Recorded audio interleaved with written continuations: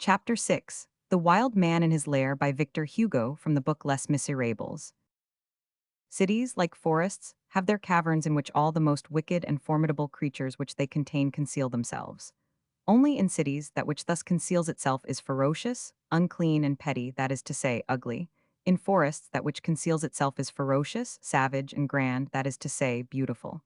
Taking one lair with another, the beast's is preferable to the man's. Caverns are better than hovels. What Marius now beheld was a hovel. Marius was poor, and his chamber was poverty-stricken, but as his poverty was noble, his garret was neat. The den upon which his eye now rested was abject, dirty, fetid, pestiferous, mean, sordid. The only furniture consisted of a straw chair, an infirm table, some old bits of crockery, and in two of the corners, two indescribable pallets. All the light was furnished by a dormer window of 4 panes, draped with spiders' webs. Through this aperture there penetrated just enough light to make the face of a man appear like the face of a phantom. The walls had a leprous aspect, and were covered with seams and scars, like a visage disfigured by some horrible malady. A repulsive moisture exuded from them. Obscene sketches roughly sketched with charcoal could be distinguished upon them. The chamber which Marius occupied had a dilapidated brick pavement. This one was neither tiled nor planked. Its inhabitants stepped directly on the antique plaster of the hovel, which had grown black under the long-continued pressure of feet. Upon this uneven floor, where the dirt seemed to be fairly encrusted, and which possessed but one virginity, that of the broom, were capriciously grouped constellations of old shoes, socks, and repulsive rags. However, this room had a fireplace, so it was let for 40 francs a year. There was every sort of thing in that fireplace: a brazier, a pot, broken boards, rags suspended from nails, a bird cage, ashes, and even a little fire. 2 brands were smoldering there in a melancholy way. One thing which added still more to the horrors of this garret was that it was large. It had projections and angles and black holes, the lower sides of roofs, bays, and promontories. Hence horrible, unfathomable nooks where it seemed as though spiders as big as one's fist, woodlice as large as one's foot, and perhaps even, who knows, some monstrous human beings must be hiding. One of the pallets was near the door, the other near the window. One end of each touched the fireplace and faced Marius. In a corner near the aperture through which Marius was gazing, a colored engraving in a black frame was suspended to a nail on the wall, and at its bottom, in large letters, was the inscription, "The Dream." This represented a sleeping woman, and a child, also asleep, the child on the woman's lap, an eagle in a cloud with a crown in his beak, and the woman thrusting the crown away from the child's head without awaking the latter. In the background, Napoleon in a glory, leaning on a very blue column with a yellow capital ornamented with this inscription: Maringo Austerlitz Iena Wagram Alat. Beneath this frame, a sort of wooden panel, which was no longer than it was broad, stood on the ground and rested in a sloping attitude against the wall. It had the appearance of a picture with its face turned to the wall, of a frame probably showing a daub on the other side, of some pier glass detached from a wall and lying forgotten there while waiting to be rehung. Near the table upon which Marius descried a pen, ink, and paper, sat a man about 60 years of age, small, thin, livid, haggard, with a cunning, cruel, and uneasy air, a hideous scoundrel. If Lavater had studied this visage, he would have found the vulture mingled with the attorney there, the bird of prey and the pettifogger rendering each other mutually hideous and complementing each other, the pettifogger making the bird of prey ignoble, the bird of prey making the pettifogger horrible.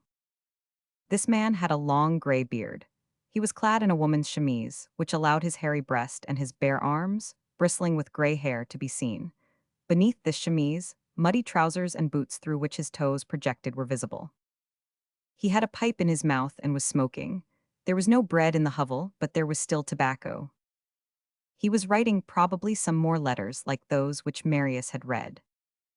On the corner of the table lay an ancient, dilapidated, reddish volume, and the size, which was the antique 12mo of reading rooms, betrayed a romance. On the cover sprawled the following title, printed in large capitals: God, the King, Honor and the Ladies, by Ducrydumil, 1814. As the man wrote, he talked aloud, and Marius heard his words.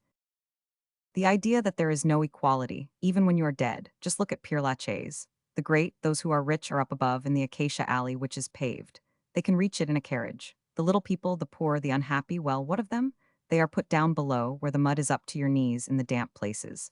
They are put there so that they will decay the sooner. You cannot go to see them without sinking into the earth. He paused, smote the table with his fist, and added as he ground his teeth, "Oh, I could eat the whole world." A big woman, who might be 40 years of age, or 100, was crouching near the fireplace on her bare heels. She too was clad only in a chemise and a knitted petticoat patched with bits of old cloth. A coarse linen apron concealed the half of her petticoat. Although this woman was doubled up and bent together, it could be seen that she was of very lofty stature. She was a sort of giant beside her husband. She had hideous hair, of a reddish blonde which was turning gray, and which she thrust back from time to time, with her enormous shining hands with their flat nails. Beside her, on the floor, wide open, lay a book of the same form as the other, and probably a volume of the same romance. On one of the pallets, Marius caught a glimpse of a sort of tall, pale young girl, who sat there half naked and with pendant feet, and who did not seem to be listening or seeing or living. No doubt the younger sister of the one who had come to his room. She seemed to be 11 or 12 years of age. On closer scrutiny, it was evident that she really was 14. She was the child who had said, on the boulevard the evening before, "I bolted, bolted, bolted." She was of that puny sort which remains backward for a long time, then suddenly starts up rapidly. It is indigence which produces these melancholy human plants.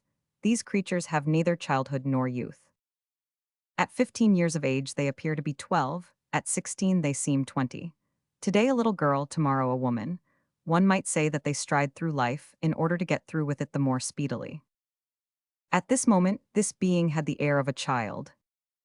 Moreover, no trace of work was revealed in that dwelling, no handicraft, no spinning wheel, not a tool. In one corner lay some ironmongery of dubious aspect. It was the dull listlessness which follows despair and precedes the death agony.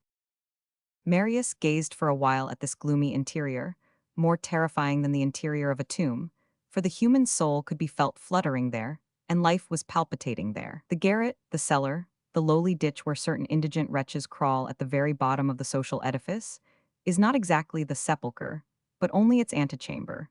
But as the wealthy display their greatest magnificence at the entrance of their palaces, it seems that death, which stands directly side by side with them, places its greatest miseries in that vestibule. The man held his peace, the woman spoke no word, the young girl did not even seem to breathe. The scratching of the pen on the paper was audible. The man grumbled without pausing in his writing, "Canaille, canaille. Everybody is canaille." This variation to Solomon's exclamation elicited a sigh from the woman. "Calm yourself, my little friend," she said. "Don't hurt yourself, my dear. You are too good to write to all those people, husband." Bodies press close to each other in misery, as in cold, but hearts draw apart. This woman must have loved this man, to all appearance, judging from the amount of love within her. But probably, in the daily and reciprocal reproaches of the horrible distress which weighed on the whole group, this had become extinct.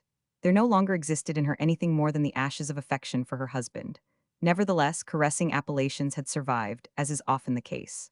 She called him, "My dear, my little friend, my good man," etc., with her mouth while her heart was silent. The man resumed his writing.